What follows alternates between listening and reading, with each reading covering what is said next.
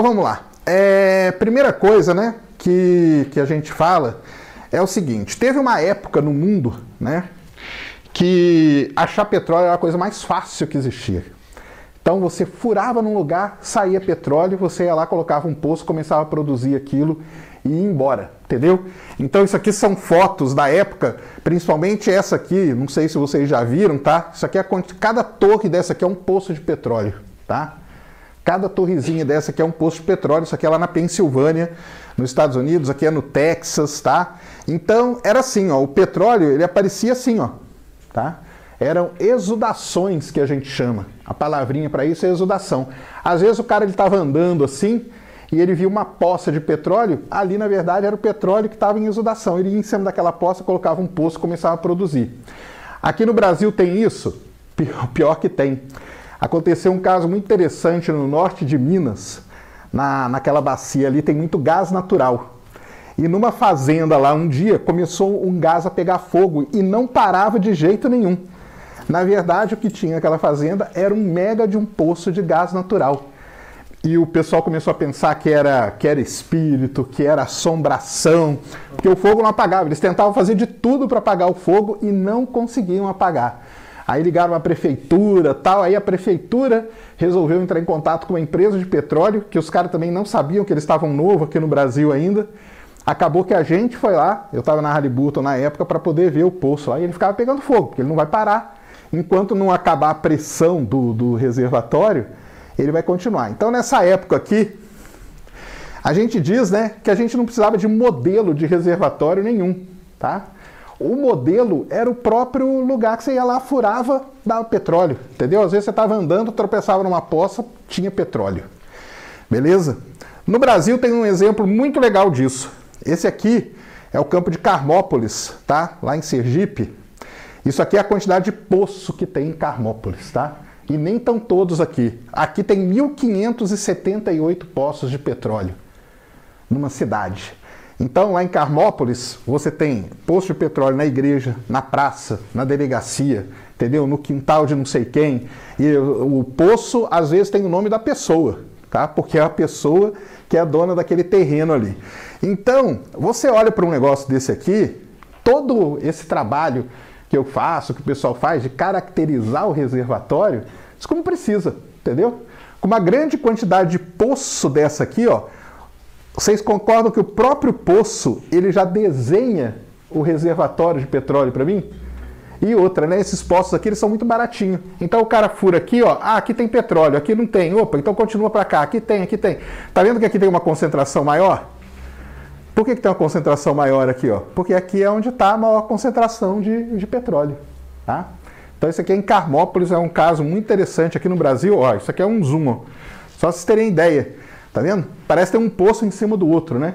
E é assim, porque o que acontece? Como esse reservatório ele é relativamente raso, a pessoa vai lá, fura, ele produz aquele tanto, de repente o poço morre, ele para de produzir. O que a pessoa faz? Bem, você tem aqui, aqui do lado deve ter, e tem mesmo. Ela vai lá, fura do lado e assim vai indo. Então é essa grande quantidade aqui de poço de petróleo. Muito bem, mas aí, né, o mundo não é essa maravilha. Então o que aconteceu? Começou a produzir tudo aquilo, só que aquilo lá começou a acabar. Então você tinha lá 5.000 poços lá na Pensilvânia, não sei quantos mil poços no Texas. Aquele petróleo foi acabando e o mundo precisando, né? O mundo precisando de combustível, precisando do petróleo. Com isso, começou a acontecer o quê? O preço do barril começou a disparar, né? Então a gente teve aí as crises de petróleo e tudo mais, o pessoal que fechava a produção, aí toda uma parte geopolítica que eu nem vou entrar. Mas basicamente, o que aconteceu? Os reservatórios de petróleo, que eram os mais fáceis da gente produzir, acabou.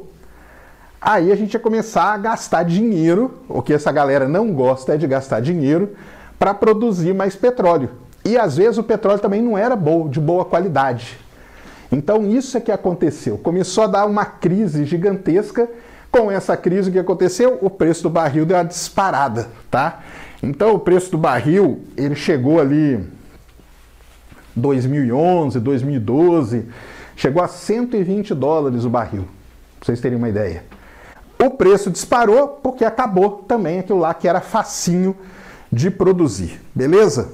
Muito bem. Aí, o pessoal começou a pensar o seguinte, caramba, nós vamos ter que começar a produzir petróleo agora e nós vamos ter que começar a entender o que a gente está mexendo. Porque naquela época ali você não precisava entender. Furou, saía petróleo. Aí o pessoal começou a pensar, bem, então vamos lá. Eu preciso produzir um determinado volume de petróleo. Essa aqui é a equação mais importante que a gente tem aí no mundo da caracterização, modelagem de reservatório, é essa aqui. Então eu tenho que ir lá um volume que eu preciso produzir. Esse volume, ele depende desse VGR aqui. VGR quer dizer volume gross rock, tá? Esse GR aqui. O que é isso? É a arquitetura do reservatório. Será que o reservatório eu tenho 4 camadas, 10 camadas, 20 falhas? Como que ele é dividido? Como que ele é compartimentado? Então isso é o volume de rocha que a gente chama, tá? Aí eu tenho a parte petrofísica, que são 2 propriedades muito importantes. Uma delas é a porosidade. Todo mundo sabe o que é porosidade? Porosidade é a quantidade de poros que tem numa rocha. Então você pega uma rocha, ela toda furadinha, você leva no laboratório e você mede a porosidade dela. 15%, 20%, 30%, coisa desse tipo. E uma outra propriedade é chamada de permeabilidade. O que a permeabilidade mede? Como que esses poros estão conectados. Então não adianta eu ter uma rocha que tem, sei lá, 30% de porosidade, mas tem uma baixa permeabilidade. Porque esses poros não estão conectados, o óleo ele não anda ali dentro, ele fica preso. Beleza? Então isso é a parte petrofísica que a gente chama. Aí tem uma parte que é o net to gross. Lembra daquela rocha toda? Então imagina que eu tenho essa parede toda aqui, ó. Isso aqui é meu reservatório. Mas não é ele todo que está cheio de petróleo. Eu tenho que ir lá e medir o quanto aqui eu vou ter camadinhas aonde o petróleo está. E isso a gente chama de net to gross, é uma razão. E isso depende de uma palavrinha muito interessante que é chamada de fáscias. Quem já ouviu falar nessa palavra aqui? Fáscias. Fáscias é o tipo de rocha. Então, por exemplo, bacia de Campos, né? Eu tenho reservatórios que a gente chama de reservatórios siliciclásticos, que são formados por o quê? Arenito e folíleo, basicamente. O arenito é a rocha porosa, onde está o petróleo, e o folíleo é folíleo é um cimento, né? É a rocha onde não está o petróleo. Então você vai lá, você vê quanto de arenito que tem aqui na minha parede, e eu pego, somo, né, a quantidade de arenito que tem, a espessura dele, e divido pelo tamanho da minha parede. Isso é o neto gross. Então é uma porcentagem. Então eu tenho 60% de neto gross, 40% de neto gross e por aí vai. Mas o importante é que depende da fáscias, do tipo de rocha, beleza?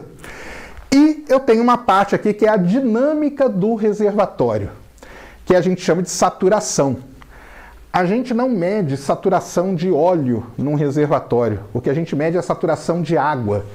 E aí a gente faz a continha 1 menos a saturação de água. Por que a gente chama isso aqui da parte dinâmica? Porque é o seguinte, a rocha, a menos que não aconteça nenhum desastre natural, ela não vai mudar. Ou seja, essa parede vai continuar aqui, beleza? A porosidade, ela também não muda, porque a porosidade é uma propriedade da rocha. A rocha vai ter 30% de porosidade. Beleza? O neto gross também não. Então o arenito que tem aqui, a camadinha aqui, ela vai continuar. Beleza? Só que a saturação muda. Por que a saturação muda? À medida que eu começo a produzir o petróleo, eu começo a tirar óleo de dentro dele, então a saturação de óleo começa a cair. O óleo que estava dentro dos poros aqui, ó, na porosidade, a porosidade continua a mesma, mas a saturação diminui. Então isso aqui a gente fala que é a parte dinâmica dos modelos. Então, simples pra caramba, né? Eu vou lá, pego meu reservatório, vejo como que ele é bonitinho, vejo qual é a porosidade, como que eu calculo porosidade? Eu faço um poço, eu vou mostrar aqui para vocês. Faço um poço, calculo no laboratório, multipliquei, neto gross.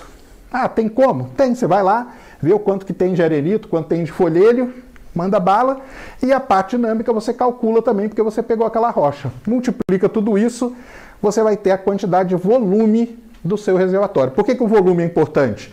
Porque em cima do volume aqui você pode pôr um cifrãozinho aqui. O volume é o dinheiro, entendeu? Então, você passa tudo isso aqui para uma pessoa que ela vai tomar a decisão se aquele campo ele é ou não é economicamente viável. Tranquilo até aí? Muito bem. Aí, o que acontece, né?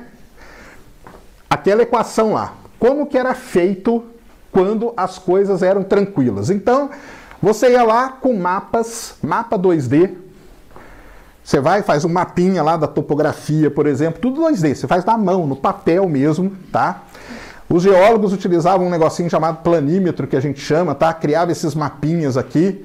Aí, como que eles calculavam a porosidade? Bem, ele tinha um valor aqui, um outro valor aqui. Qual que é o jeito mais simples de fazer? Se aqui é 20, aqui é 30, pô, somos 2, divide por 2, pô, média, entendeu? E tacava ali a média ali, pintava ali com a média da porosidade. E com isso, então eu já tenho a média da porosidade. Eu tenho a porosidade lá que eu preciso. Eu tenho o mapinha que eu fiz na mão ali, a topografia ou vamos dizer, a estrutura geológica dele. Pronto, multipliquei, eu já tenho um volume de reservatório.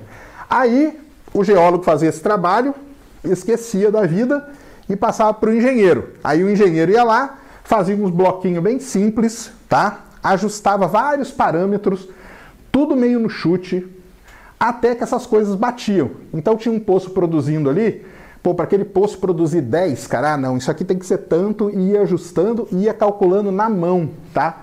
Isso que é o mais legal, era tudo feito na mão, todas essas coisas aqui. E aí, né, de acordo com esses mapas, com essas coisas assim feitas na mão, o pessoal ia lá e furava outros poços buscando. Aí já começou a ter o dado sísmico. Daqui a pouquinho nós vamos entrar nele e eu vou mostrar para vocês como que o dado sísmico ajuda pra caramba. Tudo isso porque os reservatórios ainda eram fáceis, não era aquele só de sair furando, mas eles ainda eram fáceis de serem encontrados, tá? Mas aí, acabou esse também. Então, acabou aquele que eu só furava, acabou aquele que era simples e a coisa vai ficando cada vez mais complexa. Então, a perfuração se tornou cada vez mais complexa. A gente começou a furar poço em ambiente muito desafiador, água profunda. Tem poço aí da Petrobras a 2.800, 2.700 metros de lâmina d'água. Furar um poço nessa condição é muito complicado. Hoje o pré-sal fura 2, 3 quilômetros de sal antes de chegar no reservatório. Isso é muito difícil. Por que é difícil furar o sal? Porque o sal, ele não é igual essa parede aqui. Eu meto um prego aqui na parede, ela vai embora. O sal não. O sal ele tem um comportamento meio plástico, então você vai furando ele vai desmoronando em cima. Então é muito complicado, tá? Os poços, né? Agora eu não podia mais errar, porque começou a ficar tudo muito caro. Então se eu falava ali, ah não, fura aqui, o cara ia lá, furava e não dava certo, ele perdia milhões de dólares nessa brincadeira. Então a gente precisou começar a definir esses pontos aí com muito mais precisão, tá? Não existiam mais os campos fáceis, né? Então, campos gigantes precisavam ser descobertos. Isso aqui foi uma coisa muito boa que o Brasil fez, tá? Muito boa mesmo. E, lógico, né? Tá todo mundo muito mais cauteloso em gastar dinheiro. Muito bom. Aí, o que aconteceu, né? Para melhorar a descrição daquele objeto que a gente estava trabalhando, que é o tal do reservatório de petróleo, o pessoal começou a adquirir muito mais dados. Então começou a furar poços, começou a adquirir o dado sísmico, que a gente chama, começou a investir em monitoramento de campo, coisa que não existia antes, né? Precisou então as técnicas de processamento de dados ficarem mais agilizadas, porque antes demorava muito tempo para você processar um dado. Hoje tem que ser um processamento quase que em tempo real, tá? Com essa aquisição maior de dados, precisou ter uma integração maior. Então hoje, o geólogo, ele não pode fazer o trabalho dele, passar para o engenheiro e ir embora, entendeu? Os caras trabalham tudo meio junto hoje. Dá confusão pra caramba, tá? Já aviso para vocês. Não é um ambiente muito salubre, não, mas dá muita briga, muita treta, mas tem que ser assim, não tem outro jeito. Então começamos a ter dados muito melhores, né? Dados sísmico 3D, 4D, que 4D é monitorar aquele reservatório. E uma coisa muito legal, como começou a ter esse problema de preço de petróleo e tudo mais, o que o pessoal falou? Cara, será que lá em Carmópolis, que eu mostrei para vocês, será que não tem um restinho de óleo lá num canto lá que o pessoal não produziu? Então começou a ter um negócio muito interessante que é modelar campos maduros. Eu trabalhei num projeto desse durante 2 anos. só pegava campo lá da década de 70, início da década de 80, campo que não produz mais, para ver se achava um restinho de petróleo. Sabe quando você come costela ou come frango? Você termina de comer o frango, não fica esse fiapinho de carne ali? É exatamente a mesma coisa. Você ficava procurando uns fiapinhos, mas aquele fiapinho com o barril a $120, valia muito a pena. Se você encontrasse 3, 4 ou produzisse 20 barris por dia, estava bom demais, entendeu? Então começou a ter esse lance aqui de ir atrás de campos maduros, que a gente chama.